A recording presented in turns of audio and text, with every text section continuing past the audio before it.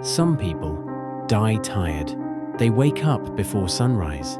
They work harder than everyone they know. They sacrifice weekends. They exhaust themselves, and they die tired, while someone calmer and more strategic enjoys the freedoms that one could only ever imagine. That injustice is not accidental. Hard work does not create wealth. Direction does. And effort without direction is one of the most reliable ways to stay poor. If that makes you uncomfortable, good. It means you're listening. From childhood, you were trained to believe a simple moral story. If you work hard, you'll succeed. It sounds noble, it sounds fair, and it is catastrophically incomplete. This is not a minor oversight. This is the foundational delusion that keeps millions trapped in exhaustion, disguised as virtue. Marcus Aurelius warned against confusing motion with progress. A man can exhaust himself running in the wrong direction and call it virtue. The Stoics understood something we've forgotten. Effort without wisdom is just expensive failure.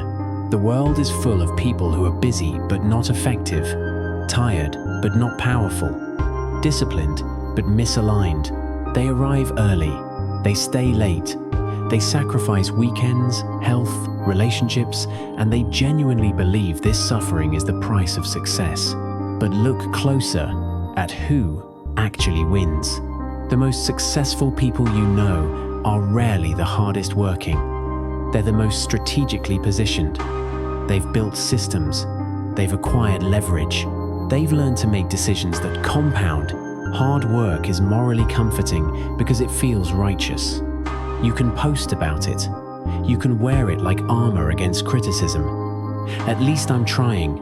At least I'm grinding. But reality is not moral. Reality is strategic. The universe doesn't care about your intentions or your effort. It measures only one thing: outcomes.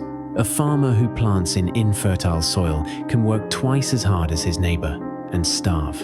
A general who fights with courage but without strategy will be defeated by a coward with better terrain. A businessman who hustles in a dying industry will be outpaced by someone who works half as much in an emerging one. And the world does not reward effort, it rewards impact. Machiavelli understood something people still resist. The world is not ruled by fairness, it is ruled by outcomes. In The Prince, he never praises effort. He praises results, positioning, and control of circumstances. A ruler who works tirelessly but chooses poor alliances loses his state. A ruler who moves less but moves correctly keeps power. Translate this to modern life. You can work 80 hours a week, be loyal, be sincere, and still remain replaceable. Why?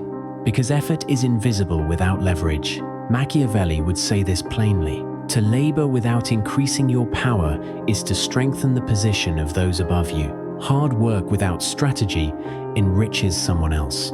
Let's define the difference clearly. Labor is linear. You trade time for money. Leverage is exponential. One action produces ongoing results. Examples of leverage: skills that scale, systems, ownership, influence, reputation, strategy. This is the true key to untold riches. A laborer must show up every day or income stops. A man with leverage can step away and the system continues. Marcus Aurelius wrote, "Waste no more time arguing what a good man should be. Be one." But being good here does not mean obedient or exhausted. It means effective. If your effort does not compound, you are not building, you are surviving. Now we confront the shadow. Why do people cling to hard work alone? Because it feels controllable. You don't have to risk judgment. You don't have to think strategically. You don't have to take responsibility for outcomes. You just grind. And if you fail, you can say, "At least I tried." But Musashi warned against this mindset. In the Book of Five Rings, he criticizes warriors who obsess over technique while ignoring timing, terrain, and positioning. A swordsman who swings harder but stands poorly dies. Hard work becomes an excuse to avoid thinking. Thinking is dangerous. Thinking forces accountability. Musashi never relied on brute strength. He won by choosing terrain, controlling distance, striking at the right moment, conserving energy. He often arrived late to duels, not from laziness, but psychological dominance. Musashi understood energy is finite, strategy multiplies it. He wrote, "Do nothing which is of no use." That single line destroys modern hustle culture. If your work does not move you closer to advantage, it is decorative suffering. The disciplined warrior chooses when to engage, where to stand, how much energy to expend. Most people fight every battle. Musashi fought only the ones that mattered.